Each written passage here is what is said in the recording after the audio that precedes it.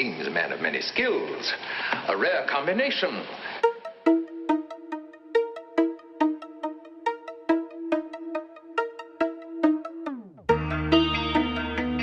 Hello, this is Haji Yusuf with Minnesota Wired.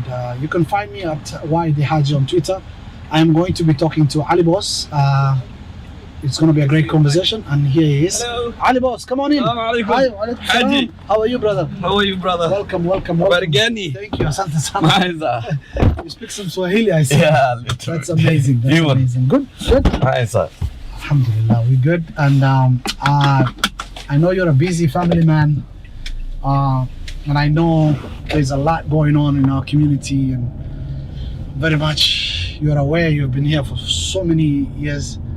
So you're one of the few people that you have the pulse of the community in your hand. So you know what's going on and what's happening. So I wanted to ask you, first of all, Alibos, let me tell you a little bit about Alibos first of all. I think this is important. He's a founder now of a new organization called Walid organization. Walid stands for parents. Can you explain that a little bit of that? Yeah, I see. Thank you, Mr. Haji, for giving me this opportunity. And also thank you for letting me to ride with your car and your studio, actually. Walid organization, as you explained, Walid means parent. And the reason we gave the organization that name is, as you know, our youth, our young children are suffering in America, and as a parent we need to help our children. But this organization is not about the children, it is about the parents. As you know, there is a cultural difference between here and back home in Africa or East Africa, wherever we grew up, and parenting is different. So we find out, or as you know, a lot of people, there is a lot of young generation who grew up here or those born here. They are suffering a lot with drugs, gangs, and also mental health issues. And also education. Yeah. A few days ago, I saw you had an event in Minneapolis. Yeah, I'll talk about that. Yes. So I think the reason all those kids and all those young people, young boys and girls are suffering is they are depressed, and the parenting system we do right here is not helping them. Because I remember when I started my first grade, nobody was helping me. I was just going by myself, and the way we communicate, the way we encourage, and the way we help our children back home and here is different. And also I tell everybody, this child who grew up here, or whoever, the child who was born here, they look like us, but they are not Somalis, they are American. And they value their life different, and they make their decisions different. And in America, the people are something called individualism. So everybody makes their decision individually. And back home, we are collective. We're collective, so the community makes the decision. So yeah, neighbors make the decision. So Walid organization is an awareness program that we need to encourage and educate and advocate for the parents to help their children and to know how to be a parent which fits America. And it's a new way of parenting. It is a new way of parenting. Mentoring, helping, and advising, of both the children and the parents. Yes, of course. And also we're gonna tell them, the parents, in America there is a full-time parenting, there is no part-time. Oh yes. Yeah. So you have to be with your child. For example, in education, you have to, the parents, it is parent responsibility to help their child 70% of their education success. The teachers only, they show them 30%. And back home, you are your own with your teacher. But here, you need your parents' help. And also, we want to tell the parents to invest in their children, to give the resources, if they need tutoring, if they need whatever they need to be successful in their life. And as you know, as Malcolm X said before, the future belongs to those who prepare for today. So if we didn't help our children, I think we're gonna die soon, one of those days, and our children will inherit poverty and crime, and we will be lost. I mean, that's a very important point you have raised, and I've had this conversation with so many people. You know, how many years have you lived in Minneapolis, Alibos? Last year, 13, 14 years. 14 years. Yeah. And you know, you've come here when exactly a lot of the Somali American migration was happening in Minneapolis. Yeah. You know. Yeah. What do you think we should have done differently when we were moving here that we didn't do, and now we're paying the price? Okay, you know, other communities, they immigrated in America. For example, this beautiful state of Minnesota, we have Norwegian who came here long time ago, and Polish, all the Scandinavians. And everybody, when they move in here, they had a plan that they need to live and make a difference, and they were looking for a better life. But Somalis the reason they came here, they didn't come here for vacation, they didn't choose to come here, but there was a civil war which happened here, and everybody came here with a plan. It's like there was a forest in Canada, there was a wildfire sometime back, and all the animals, they ran away in the same direction. And when they get there, they start eating and killing each other. Right. That's like what happened to Somali communities. We came here and we didn't know the culture, we didn't know the weather, we didn't know anything in America. And everybody, they were trying to survive and to help me back home. And in fact, we're doing great. We're not doing bad, according to a new community who immigrated to America. But if we knew what we know today, what knows Haji knows, I know, a lot of experts knows, I think we would have institutions, programs that will help us to settle better and also to help our children. And you know, as you know, our children are our future. Yes. And you mentioned that Somalis, do you think Somalis are here to stay or they want to go back home? That's because we had this conversation and you're talking about the Polish and our neighboring people here that established themselves. They're not going anywhere. But talk about that more. Yeah, that's Allah Yarhama, former first Prime Minister of Somalia, Allah Nahariste, Abdirizak Haji Hussein, said before, guys, your backs are backed up still. Just settle down and do better here. Do something good here. And if you do good here in America, you will help back home in Somalia. But have you ever seen American Italians saying, we're going back? And just they settle here. They come here and they feed the community.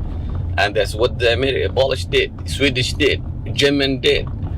But Somalis, we are still collecting, getting money and investing back home, houses, buildings, and while we are not doing great here. So I'm telling everybody, if you want to go back Somalia with a time that you can help your community. If you do good here, you can go back home. If you do good here, you can also do good back home. That's back very home, good. yeah. Very So yeah. Yes. So as what was that politician, Master? He was famous, Minnesota senator. Walter Mondale? No. The guy who died. What's his name? God died. Was he a governor or a senator? No, he was a senator. He died plane crash. Oh yeah, Paul Wellstone. Wellstone, yeah. Yes, Paul Wellstone. So when we do better, we all do better. We do all better. Right. So, right. So when we do good here, yes, when our children go in the best schools, right, they are doing great jobs. Right. When we become homeowners. It's like the Cuban immigration story in Florida. Yeah, Cuban Americans. Yes, Cuban Americans. They came here, and then they settled in parts of Florida. They came as one community. They set up the foundations and plans to live there, and now they're very powerful influence and making changes in Cuba. I mean, in American foreign policy with Cuba, they play a huge role. They have a huge influence. Yeah, those people. Yeah, you know, because there was a lot of educators who came here. Right. The education helped them. Right. And also, Cuba, they are different Somalis. How right. we see the life and how the Cubans see the life in their home, and I think it will do better. I think we can. There's definitely a home. So Walid organization, one of the events that you did was bringing parents, stakeholders, teachers. You know, that's one event. The other event was a kickoff event that happened 2 weeks before the one that happened last week on the weekend.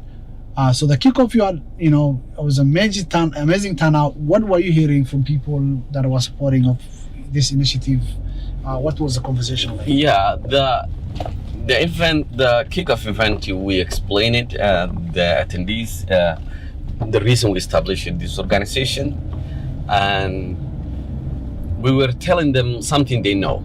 We were telling them that we need to change the parenting way we do right now, and we were telling them and other people, a lot of famous heroes, Somali heroes came, like Abdirizak, Fartoon Osman. Abdirizak is very famous, by the way. Yeah. If you guys don't know, you want to Google Abdirizak, Abdi, last name Bille. He's an Olympian, silver, gold medalist. Gold medalist, twice. was it twice? Yeah. And long distance runner. Actually, it's an amazing story. Check it out. This is great. Go ahead. Sorry, I'm sorry. So we were telling them something they know. We're telling them, okay, we need to help our children, and the reason we need to help our children, we have to change ourselves first. Somalis, they say, the children, عيال needs dagan alis. Right. So we're telling them, parent needs dagan baris.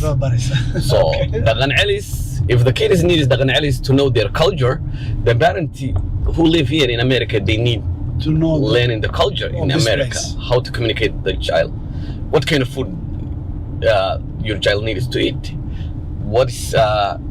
if your child like doing crime, what are you gonna do? What is your child's day like, basically? You know, Yeah. from morning until evening.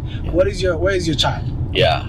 You know, what is he doing? What Yeah. is he with? What is he eating? What is he reading? Yeah. Who has he hang out? You and I had a conversation a while ago. And parents. also we were telling them the importance of going to vacation, Right. because we need to spend our children.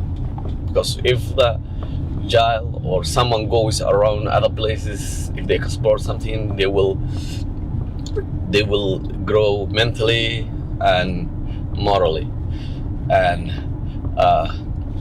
so we were just telling them that, and it was kick-off event, and within 10 days we did another event, and it was called back to school. That's the thing. That's and what I talk about. social Back to school, yes. social distance Especially learning. social distancing. There is a huge Yeah. issue with Somali parents that don't know how to read, don't know how to use technology, and you have young ones that do know, but they don't. I mean, they are even younger ones, you know. Yeah. And there is a huge disparity in online education right now, even in the state of Minnesota. Yeah. There's research that shows, you know, there's a huge disconnect and distance, and children of immigrants and people of color are really disadvantaged in this, because, you know, half or a quarter of the parents are really not educated and don't know how to do the online distance learning. Can you talk about that more, or the event that you held, and connect that with your Walid organization, what you're doing? Yes, when the COVID-19 happened, this pandemic changed the living system, how the people, their day in day out life is, and the education was one of it. And as you know, the last quarter of school year this year, a lot of students they suffered, whether they're white, black, and all the communities, and especially the Somali immigrant community, they suffered a lot. And we find out that a lot of children, even they didn't log in to the system, and the schools they were just telling them that they explained that they were absentee, that they didn't show up that day. So we asked a question is that we heard from the parents, and also what we thought it will be helpful to the community to know, and we invited four very, very good educators, Somali Americans who've been in American and Minnesota education system for a while. Some of them they were principals, some of them were teachers for almost more than 10 years. And we explained them. We asked the questions. I said, for example, if I don't read and I don't write, and my child is doing social distance learning, how I can help? That's a good point. And it was long program. So just they explain, if you don't read, if you don't write, stick with your school and sit with your child, act it like you know what they're doing. Right. And one of the things that Faria into one of the very, very good mother educator, Somali Minnesotan, she said there was a woman who was acting, she was teaching Quran her daughter, and every time she sits with her and she says, okay, read, and she acts that she knows what her daughter is reading. Right. So her daughter find out when she was just the fifth just that her mother can't read, doesn't know anything. And so actually those educators, they tell us, they share with the community where they can get the resources. For example, if they need help with how to use the computer, how they communicate, what is the responsibilities that they need to do back home and at their home while their child in a class. So Walid organization, you have decided to, with of course other people, and decided, enough, we want to see things happening, and decided to get into this. What has inspired you to do this? Or what made you decide, enough, and I want to be able to be at the front right now and be part of the collective responsibility to fight for some of these issues that we talked about: education, mental health, drugs, youth, and all that?